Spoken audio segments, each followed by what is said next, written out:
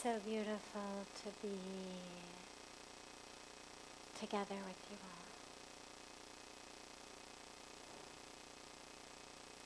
all. We start always with a question that comes in advance from our community and family joining us online through the internet. And then we'll open it up to any questions that anyone here might have.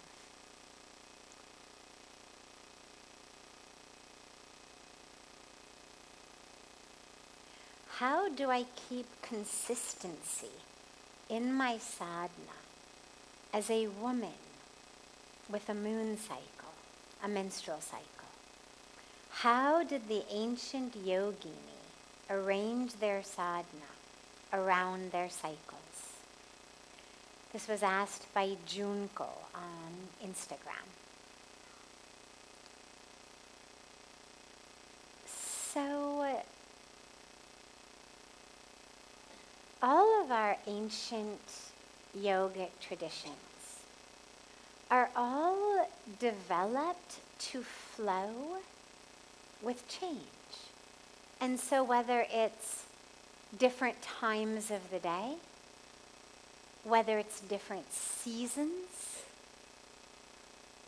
whether it's different parts of the world. So the Ayurvedic and Vedic lifestyle and practices for summer and winter are very different. For evening and morning are very different. It's really only Western, modern, which I put in quotations because most of us think of modern as somehow better, like suppressing in many ways her needs for the needs of the husband and the family. And so the rishis came in and they said, for 4 days, don't let her cook your food. Don't let her be in your bedroom. Don't let her, all the things that she probably would like a rest from anyway. They brought it in as this spiritual science. So if you look at the ancient yoginis, though, rather than the traditional women in household or lifestyles, they too, in so many traditional cultures, not just Indian traditional culture, but a lot of indigenous cultures, the women would go to some place in the woods where they would be alone, a hut, a teepee, a camp, somewhere, a special room, a special home, a special place, not because they were banished in a negative way that tragically it ended up kind of taking on that connotation, but actually because their energy is so strong at that time. The internal energy is so strong. But the physical body could use with a little bit of rest. And so traditionally, spiritually, it was created for the women to be able to honor that time, to honor that cycle, to give the physical body some rest of the day-to-day duties, while tapping into the powerful energy. So today, with so much of the modern ways that things have happened, we now have the ability to basically move through our lives and not even really know that we're menstruating. And that's great and wonderful, and it doesn't take into consideration that there is still that energetic shift in the body. So bare minimum, make sure that you're not doing any yogic inversions. Don't go upside down. But also see whether you can't tap into more of that ancient wisdom that says, hey, there's a different flow, there's a different energy right now. Tune into it, tap into it. No, it isn't bad or dirty or toxic or wrong. This was just a way of kind of keeping you free from a lot of duties. But it is different. And allow yourself to recognize that. Tap into it. Dive deep in it. It's the energy of creation. It's the energy of that full moon where things shift. I mean, if you look at the energy literally of the moon on the ocean, high tide, low tide, the impact of a full moon on the seas, we know that that moon cycle gravitationally, energetically has a huge impact. So as women, we have this beautiful opportunity of aligning and tapping into that energy. So use it. Allow yourself to really benefit from that. Great question. Other questions? Any question that anyone here has? Yes. You can just go, there's a microphone right there behind you.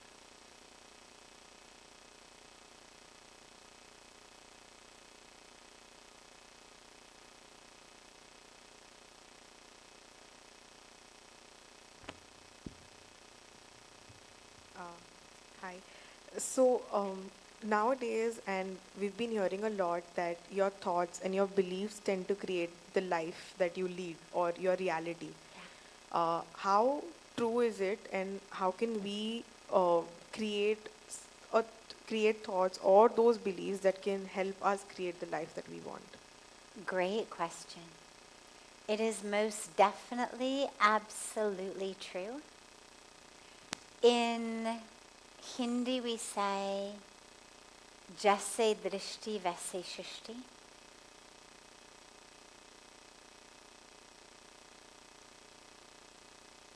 There's a great story of an old sadhu who was sitting along a pathway, and a man walks by and says to him, Baba, tell me about the village up ahead. What's it like? And the Baba says, oh, where are you coming from? And he says, I'm coming from this village down the way, and the people there are just awful. They're liars, they're cheaters, they're thieves. They're just awful people. And the sadhu says, I'm so sorry, because the people up ahead are just as bad, if not worse. And so the man, of course, was bereft, but what's he going to do? There's just one path. He keeps walking. And a short time later, another man walks by, and he says, Baba, tell me about this village up ahead. What is it like? And the sadhu says, where are you coming from? And he says, oh, I'm coming from such and such a village, and the people were just wonderful. Oh my God, such beautiful, beautiful souls. I was so sorry to leave them. And the sadhu says, well, good news. The people in the village up ahead are just as beautiful. You're just going to love them. And there's a young boy who's been sitting there with the sadhu, and he says, Babaji, how is that possible? There's only one village up ahead. And you told the first guy the people are liars and cheaters and thieves. You told the second guy they are really nice, good people.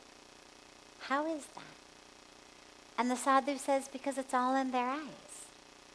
The first guy saw liars, thieves, and cheaters.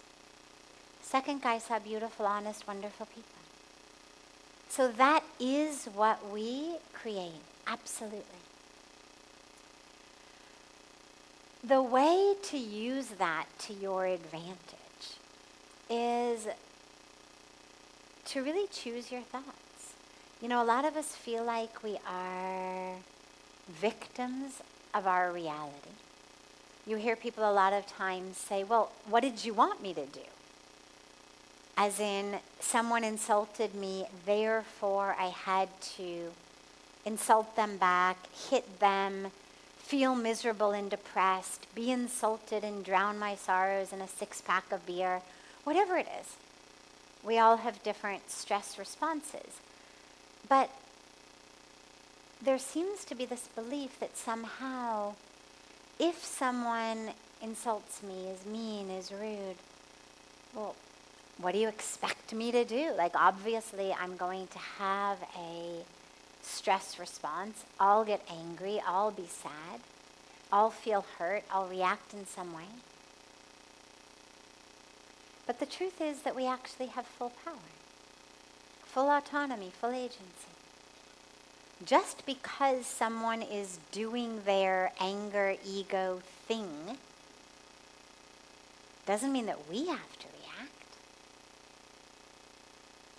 Just because someone else has lost themselves in the moment doesn't mean we have to. We have full control over not just our actions, but over our thoughts. If when someone insults you or hurts you, if instead of thinking something like, oh my God, how dare you, or who do you think you are, or I hate you too, or that's really mean, I feel hurt. Instead of that, if you recognize that that person is suffering, because we only give what we have, as I always remind people, if we are sharing and spreading pain and agony, it's because we have pain and agony. So think about it. What if, instead of thinking, I hate you, or that's not fair, or you're mean, or oh my God, I'm miserable, what if instead of that you thought, I hope you get well soon? I mean, just think about how your world would be different. How if any time anybody was mean to you, what you thought was, I hope you get well soon. And that your thought in that moment was just a prayer that may they recover. May they get well soon. Because whatever is going on in their mind that has caused them to be like that is a sense of dis-ease.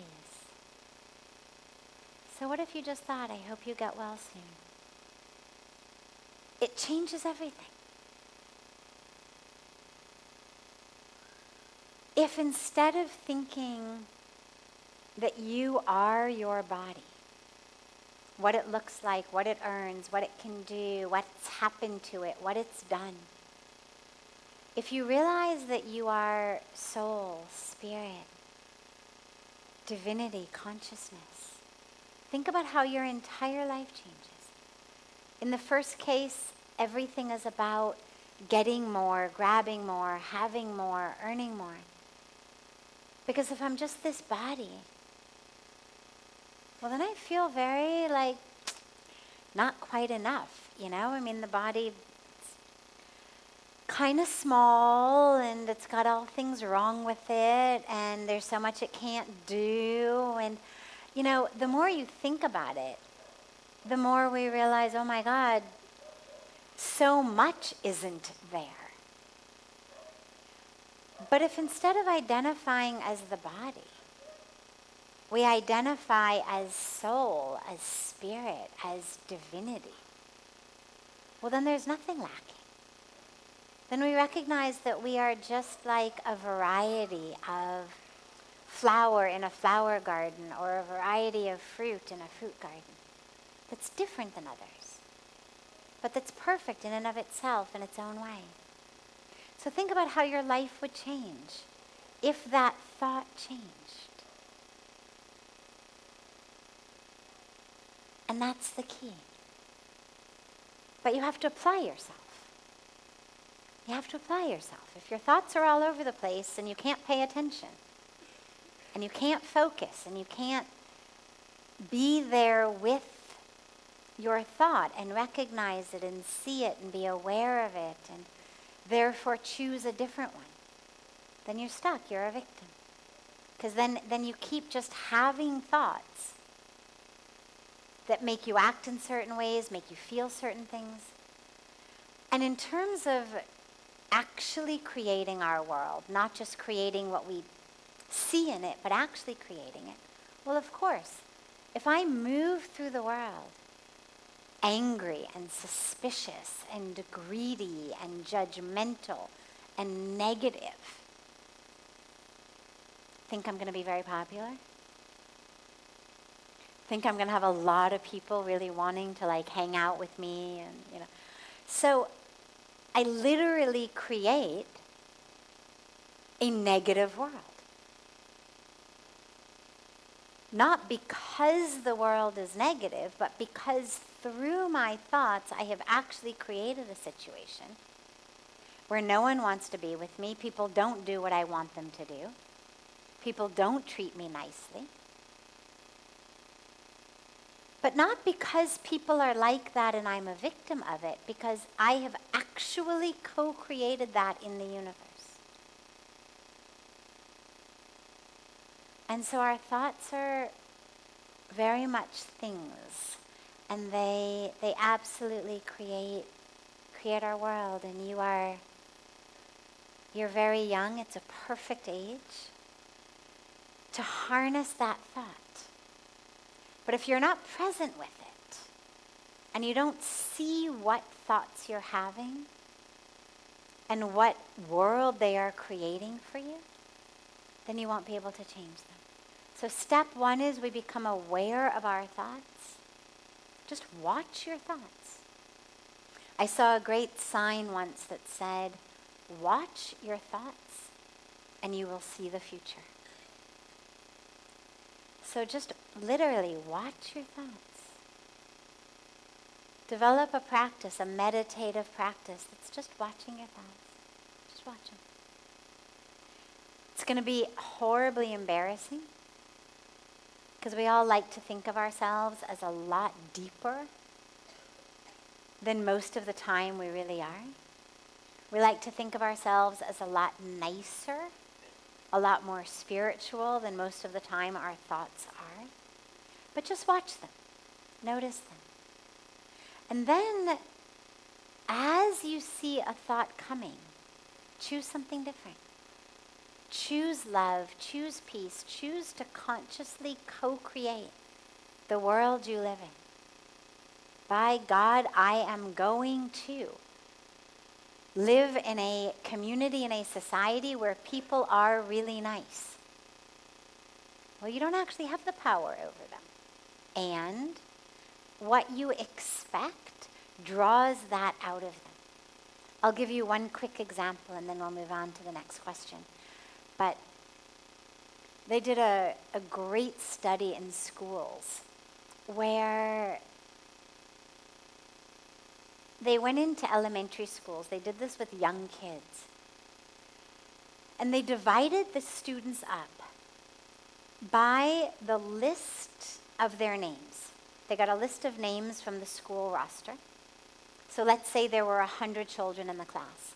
So they had an alphabetical list of names and they randomly divided the kids.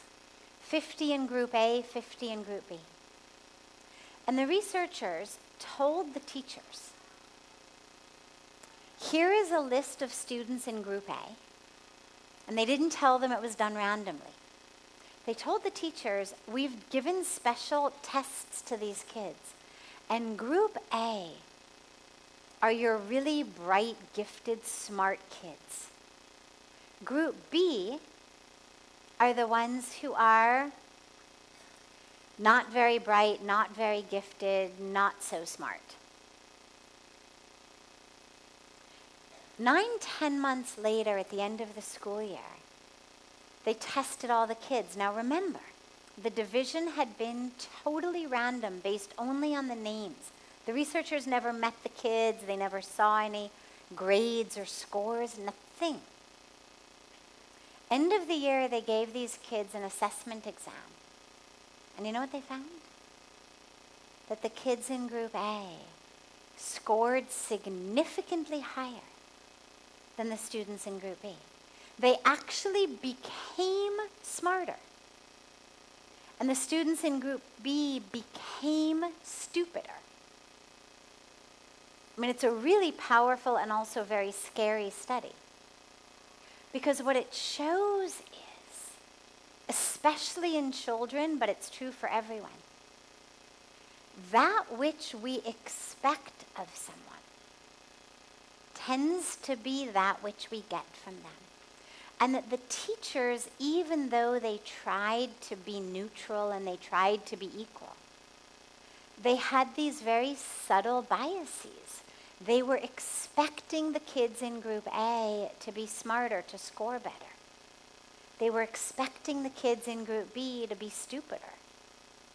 And so based on their feedback to these kids, their attention to these kids, their energy to these kids, at the end of the day, on standardized exams, group A students actually were smarter.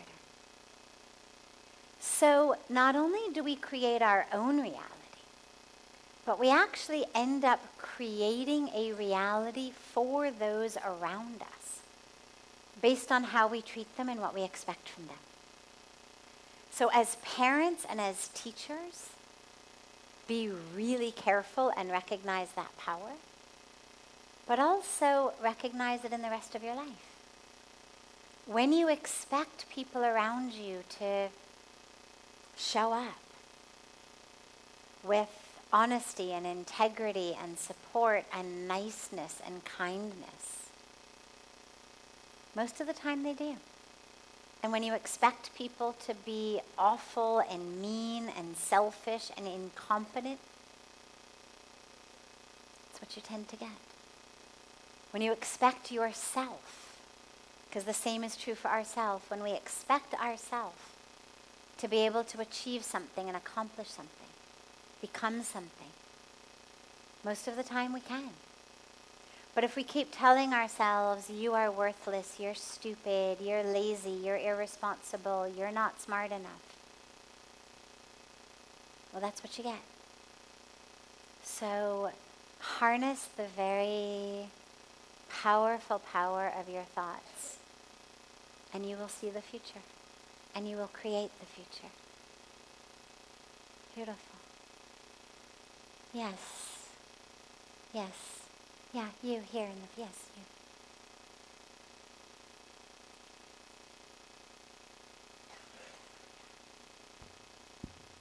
Hi, so my question is just based on a little observation. So I've seen a lot of people, or most of people, go to the temple every day in the morning and pray. So don't you think people should rather do something humanitative and help the people? Because wouldn't like God want their children to help the people who are needy?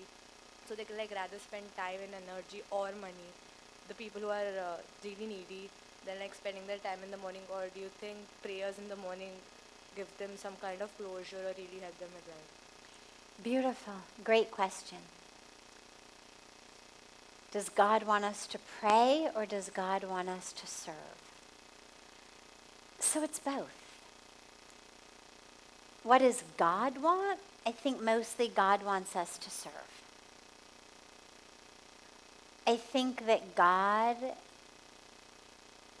really wants us to be vehicles, vessels, channels, instruments for God's flow here on earth. But in order to be able to do that, most of us need the morning prayers, the morning meditation, that morning battery charging. Think of it like a battery charging for your mobile. If you want your mobile to be able to work well during the day, well, you've got to charge it. And that prayer and meditation is the way that we charge ourselves to be able to serve. Otherwise, our ego gets all wrapped up in it. It becomes all about what I'm doing.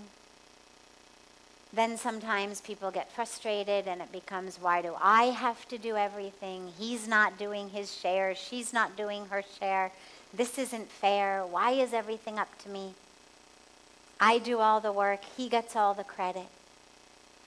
And so then even though we may be doing good things,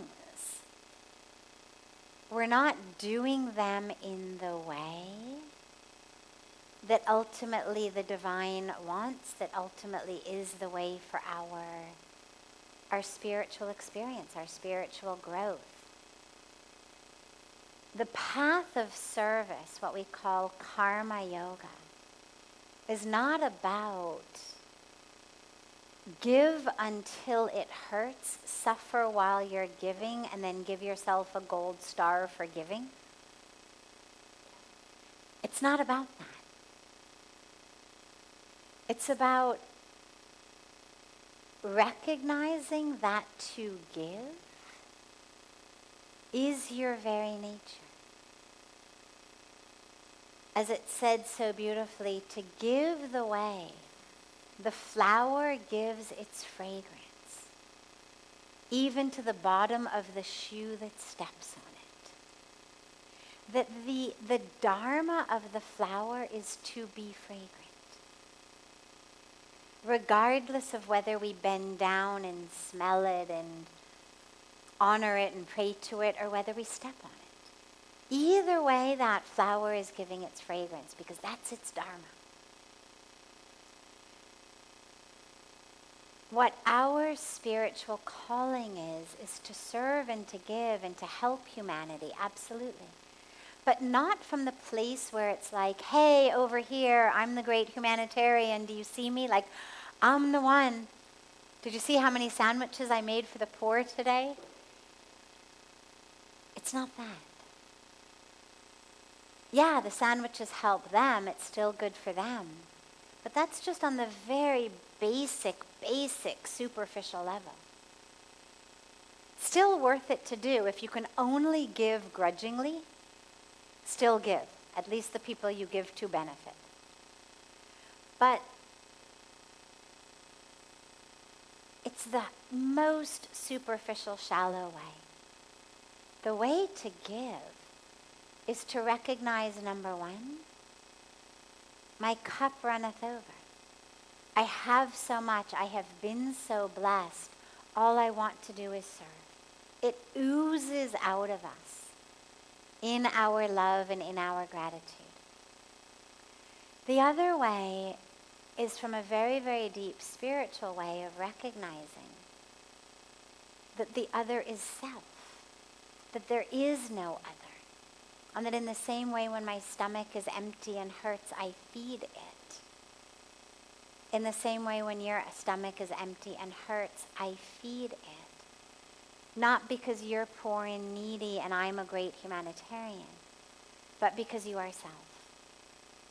And I therefore serve as my spiritual practice. Karma yoga is a spiritual practice. To see the self in others.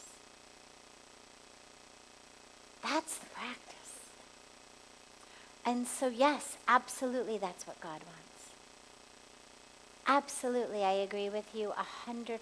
If we could take all of the food items that are offered in temples all over the world to the divine and actually offer them to homeless poor people, I have no doubt that God would be not just as happy, but even happier than for them to flow down the drain of a temple or rot in a temple or, just be given back out to people who already have plenty to eat. I have no doubt about that. But the people who do those prayers need to do those prayers to reconnect with God. And so ideally, if I ran the world, I would have a situation in which we still had all of the prayers and the meditation and the bhakti and all of that we do that connects us to the divine, that charges our batteries. But we would use the resources, the money, the food, the energy to serve people. But I think we need both. Because otherwise it becomes, as Pujya Swamiji always says, otherwise service becomes just about egos and logos. And then we're nowhere. We need to really be able to serve without worrying about the ego and the logo. And our spiritual practice is what gives us that. Beautiful. Great question. Yes.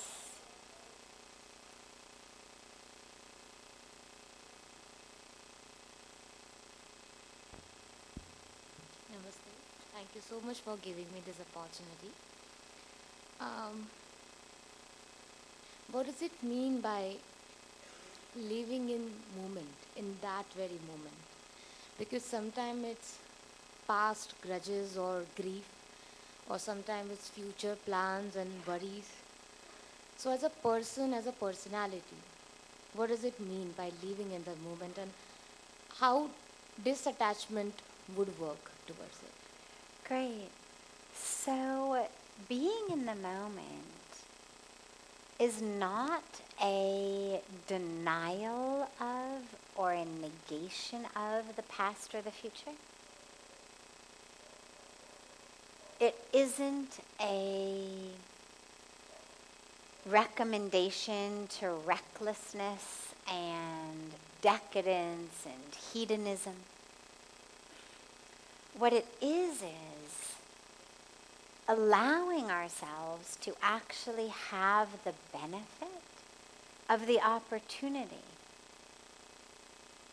for peace, for happiness, for enlightenment, because all of those things can only happen in the present moment.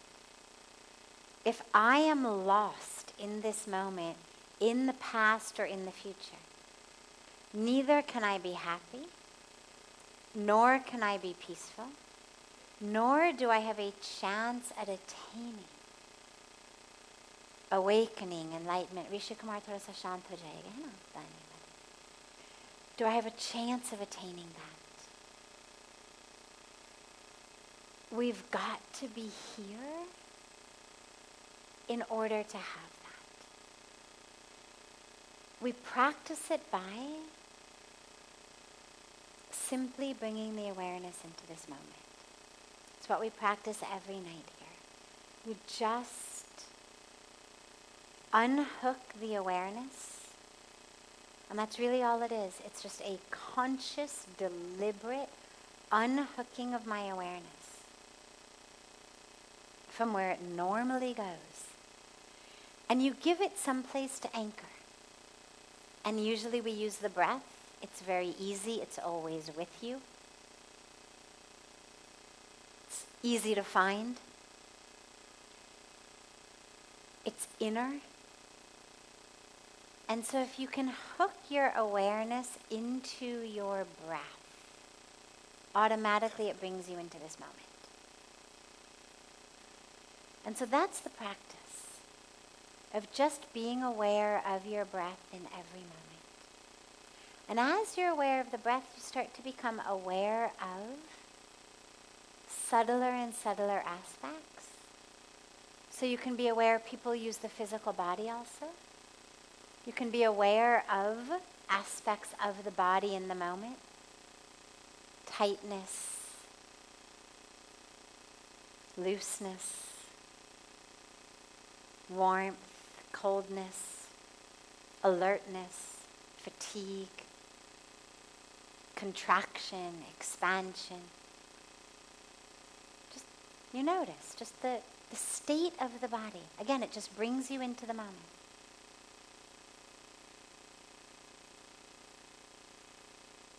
In that present moment, everything becomes possible.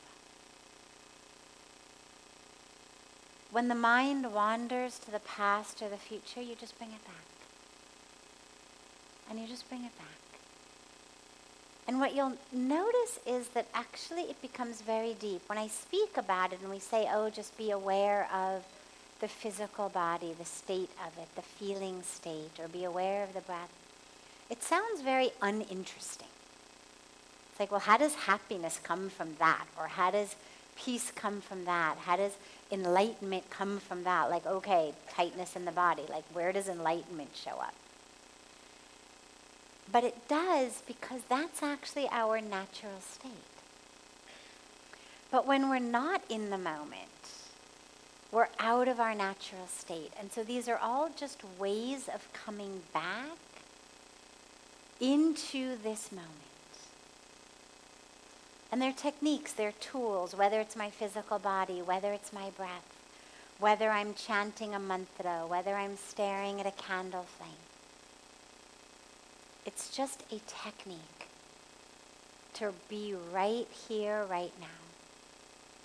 Because in this moment is all I have. And so you keep coming back. We're not pushing away past or future. We're just grabbing onto the present. Does that make sense? Good. Wonderful. Yeah. Actually, let's come here. Last question. Yes, you. We'll take yours first tomorrow. Kal aapke wale se shuru kare. Yeah, come.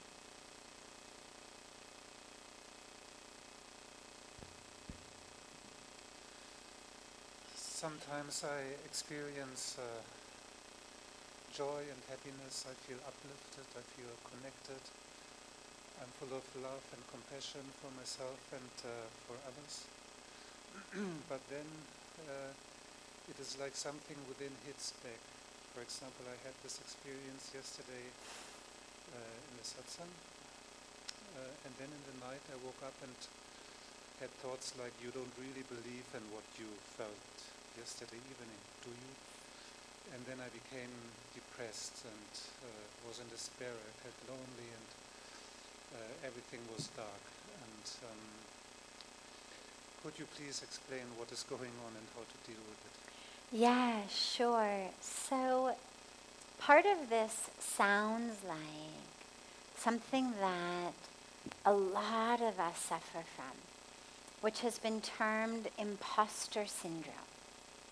Meaning, you have a beautiful experience of joy, of wisdom, of opening, of connection, and you feel like, yeah.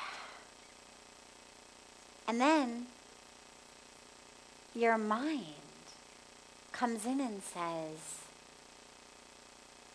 that's not really you. You're not that spiritual guy. Yeah, you think you had that, but nah, that's not the real thing. That's just, you're faking it. You're faking it. Really who you are is miserable, angry, lonely, resentful. And so it makes you feel like an imposter. We have it in so many areas. You start doing beautiful seva, beautiful service. It feels wonderful, and then suddenly there'll be a voice in your head that's like, you're not really so nice, you know. You're just doing that so people will like you. You're just doing that to cover up your feelings of insecurity. You're just. And it's a very common but very damaging syndrome. So you should feel, number one, like you're in good company. Everyone I know goes through this. If you only knew who I really was, you wouldn't like me so much.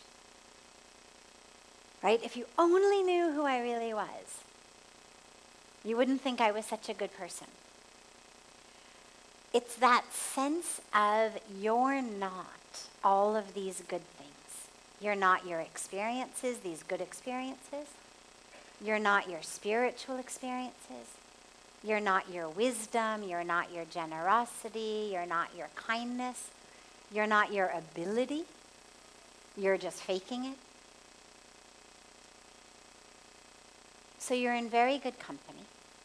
We'll call it just a game of the mind. It stems, I think, a lot by the ego's fear of essentially being dismantled. The ego works very well when we are afraid, angry, desiring. The ego works in separation.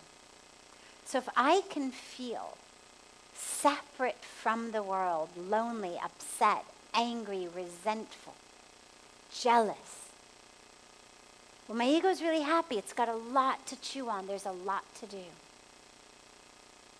If I'm in a state of oneness, well, the ego doesn't know what to do with itself. And it becomes like that restless, you know, people sometimes they sit there and their leg like bounce, like at a dining table, people, their leg just bounces up and down all the time at the table. They're restless. There's an inability to be in that moment. On an unconscious level, which is why their leg is shaking. But think about the ego like that. The ego is essentially shaking inside like, what do I do now?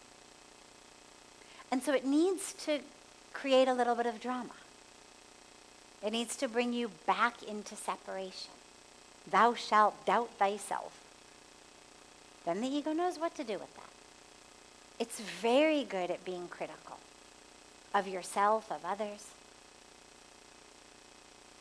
Just recognize it. When it arises, greet the ego. Imagine that you had a young, relatively harmless, not completely harmless, but not murderous, next door neighbor's son or daughter, who was just kind of a little annoying rascal, who used to just like to come over all the time and sort of play practical jokes on you and knock on your door and then run away, or, do just annoying things. Well, when they come by, you're not going to kill them. You're not going to scream profanities at them. But you're also not going to turn over the keys to your house, because they're a little rascal.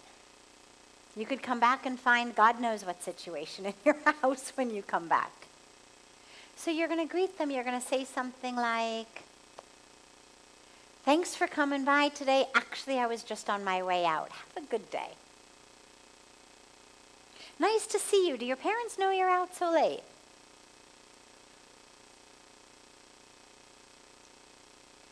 Just do the same with the ego. Whenever something like that arises, just greet it. Ah, impostor syndrome. Haven't seen you in a few hours. Thanks for stopping by for a chat, but you know what? I'm actually busy right now. Because I'm actually in a moment of feeling beautiful oneness and peace and joy. So I don't actually have time to sit down and chat. But I'll let you know when I've got some spare time. And just play with it gently, lovingly. Because remember, it's all part of you. So you don't want to start a World War III within yourself. But you also don't want to allow the damaged, dysfunctional parts of our psyche to take over the reins of the show. And so just like the slightly damaged, dysfunctional child of the neighbor, hey, sweetheart, all right, here, no problem. Have a cookie, but I'm running out. And just greet the ego like that. But don't turn over the keys to your mind.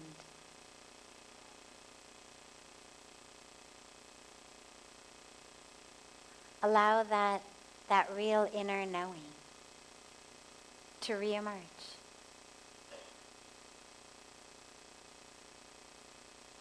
Beautiful. Beautiful. Have a beautiful, beautiful rest of your evening, everyone.